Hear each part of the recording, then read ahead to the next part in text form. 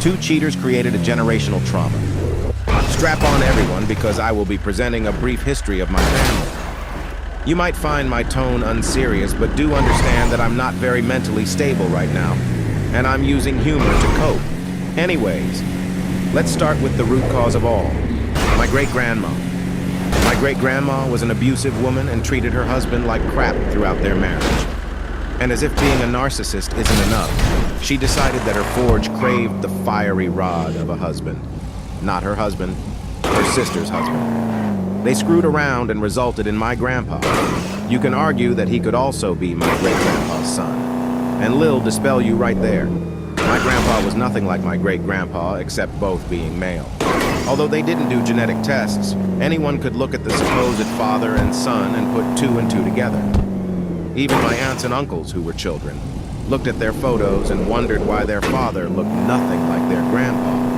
It wasn't so much a secret because the whole village secretly knew my great-grandma cucked her husband.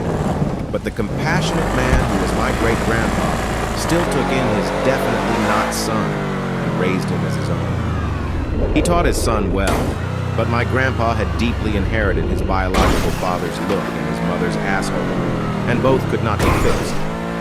After getting married, my grandpa became an alcoholic and abused his wife and children.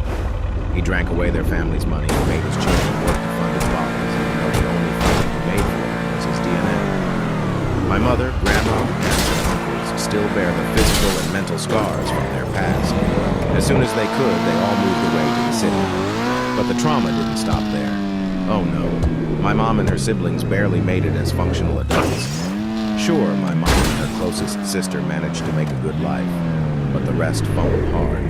My oldest uncle fell into his father's alcoholic path, gambled away what little money he made, and attempted to attack everyone with a machete in a drunken stupor. Fortunately, no one died, but it scarred my cousins for life.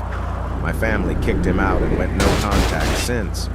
I'm glad he was infertile, it's confirmed, and did not bring any poor offspring into this world. My two other aunts became promiscuous. No one would have batted an eye if they didn't take the family's money to buy gifts or run away with their lovers, only to come crawling back when they got dumped. Rinse and repeat for many years. One of them had a daughter and a son with her ex-husband, and they had to rely on each other growing up. My other uncles were neglectful and short-tempered fathers. They never cared for their children's well-being and whereabouts. They played favoritism and would resort to verbal abuse when the lesser-liked child was acting up. One of them was surprised when I told him that his son was hanging out with the neighbor kids because he never knew his son had friends. And I didn't escape the family curse either.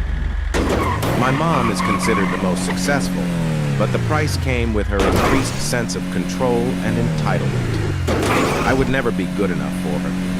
All my life decisions would always be the bad choice in my mom's eyes, and I should accept what she picked for me. If I disagreed, I'm an ungrateful kid.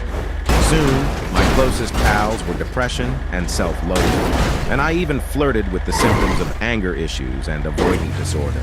It started with my great-grandma and great-great-uncle failing to keep it in their pants and skirts, and now their descendants had to bear the consequences. I hope they fucked themselves in hell instead of continuing to fuck each other.